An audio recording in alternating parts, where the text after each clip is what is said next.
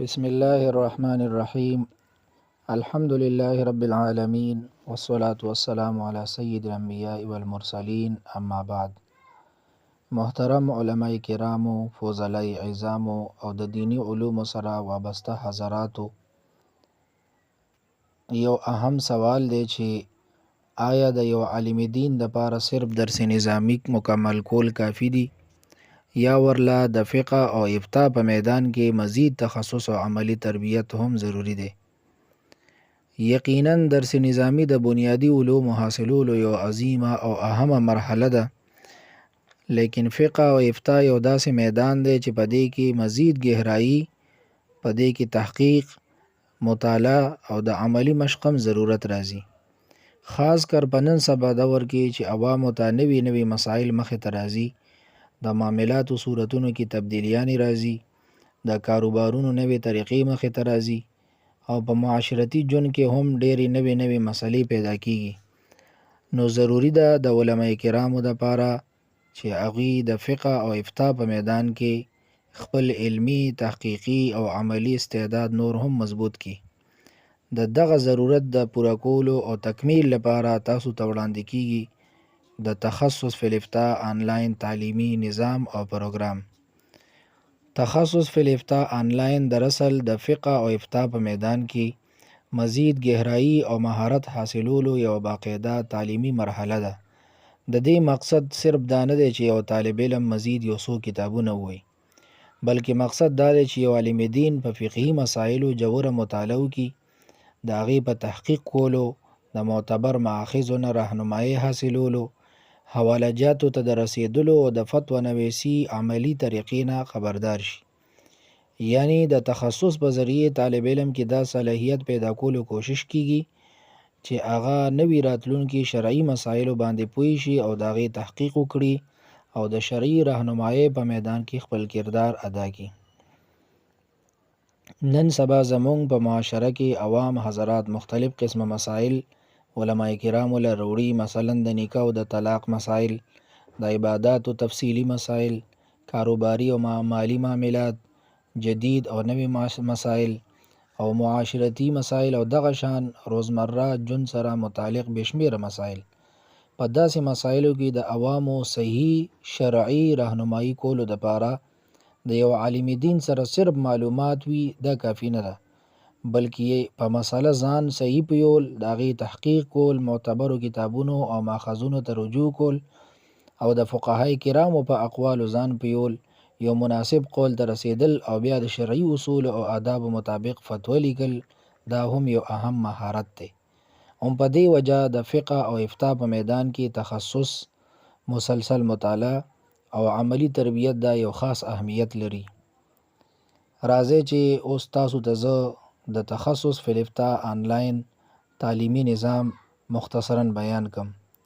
زمونږ په تخصص فی الافتاء آنلاین کې چې کوم سمیسټر کې 3 سیزونه وي، یو سمیسټر کې نمبر 1 تدریسی کتابونه چې باقاعده د اسباقو په ذریعه سره د فقه او افتاء متعلق علمی موضوعاتو درس و تدریس وي. نمبر 2 مطالعاتی کتابونه د طلبه کرامو د کتابونو او علمی موادو باقاعده مطالعه طرف ته متوجه کول چې په هغې کې مستقبل کې د مستقل مطالعې د تحقیق او د علمی استفادې صلاحیت پیدا شي. او دریم عملی سرګرمیانې، طلبو ته د فقهي او افتائی کار عملی مشق ورکول.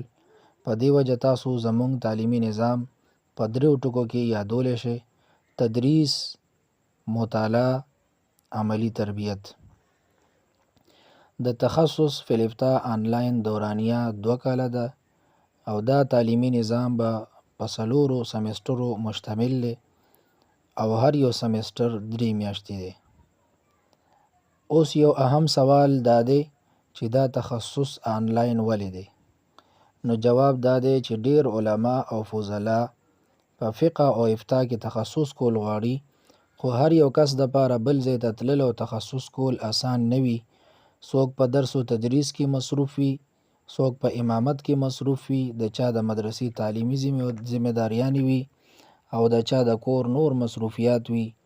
نو دغه ضرورت په وجه د تخصص فی الافتاء دا نظام آنلاین دی د دې دپاره چې تاسو خپله علاقه کې خپل ذمواریانو سره هم وابسته پاتې شئ او د فقه او ابتدا په میدان کې هم اعلی ترقی او علمی ترقی ترلاسه کړئ.